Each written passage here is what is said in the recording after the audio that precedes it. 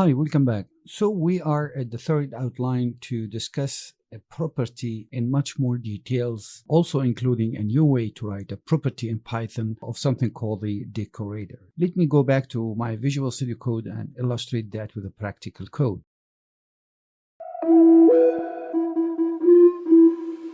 So far we have understood the meaning of property and why a property can be something at value. Let me try to put this in practice. Let's here define a class and let's give this class any name. For example, let's say train class. And let's define here a function, and I'm going to use the underscore here to make the function private. And let's call this one get a train. I'm going to just print a sentence.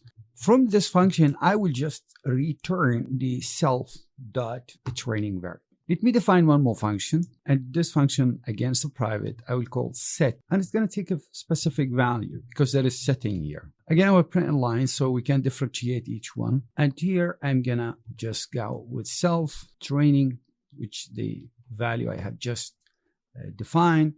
I will call equal to that particular value. So I'm going to add one more function here. I will call it delete a training function. Of course, going to take self. Let's make one more printing sections here. Now I will use keyword del, which is a built-in keyword that stack the function to delete an object, a training variable. Now at the end here, I'm going to use the structure that we spoke about before that's calling for the property. So let's call this property a training, and let's get the train. Let's get the set train, and finally let's get also the deleted train. Let's go now and try to instantiate from this particular class that we have created as a property is in there. Now T will have an access to these. Even they are private, as we said before, we are not supposed to use them, though I have access to them. But what I'm going to access to is this a training variable, which is accessible. It should be okay. Can assign whatever I want. Let me just execute this line and show you what the result would look like. So what happened now, you are setting a training value. So according to this syntax with the equal sign that I reach out to this property called training, and inside training, this property have these number of functions. He knows from the equal sign, I'm looking for something called setting a value. So he go to my set to train, and then he take the value that I have passed as a string and he assign it to the self training. Of course, while he's doing that, he printed this line just to make sure we are following along. That's why you are setting a training value. Now I could do something more interesting if I want to print actually the value this property holding, just like so. And I run this line one more time. You can see now you are setting the value, which we have done in this line, and then you are getting a training. Now, from the property, he understood based on this given, I'm going to look for something called getting.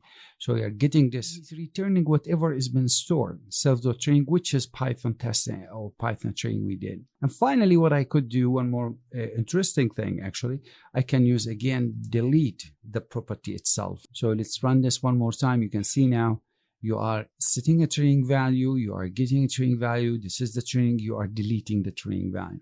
But the point is that what is the takeaway here? Properties are normally only defined with the first two parameters, as we said, the get and the set.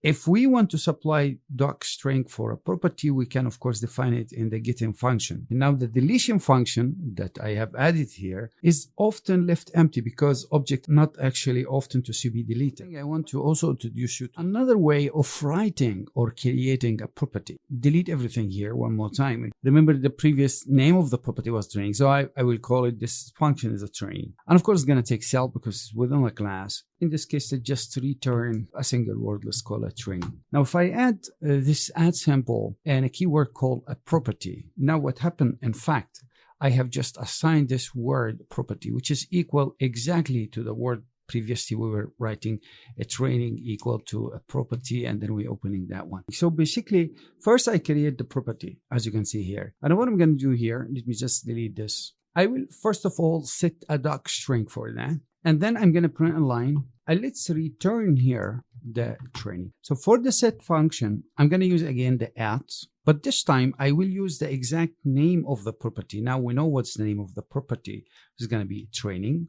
that we have just created up here. And then I will go dot, and you can see now I am offered with all these, like the setter and the getter and deleter. So I'm going to make a setter for this particular property. And here I'm going to define a function to use the exact same name one more time. So I will be using a training again. And then of course here, since it is set, is going to be taking the self and a value.